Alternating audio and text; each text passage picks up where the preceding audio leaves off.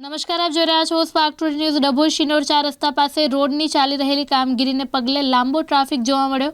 લોકો મોડી સાંજે નીકળીને ઘરે પરત ફરતા હતા। તેવા સમય દરમિયાન એક તરફ વાહનોનું ડાયવર્ઝન આપવામાં આવ્યું હોય, જેને કારણે સરિતા રેલવે ઓવરબ્રિજથી શિનોર 4 રસ્તા સુધી લાંબો ટ્રાફિક જામ જોવા મળ્યો। કલાકો સુધી વાહનો ચાલકો ટ્રાફિક જામની અંદર અટવાયા।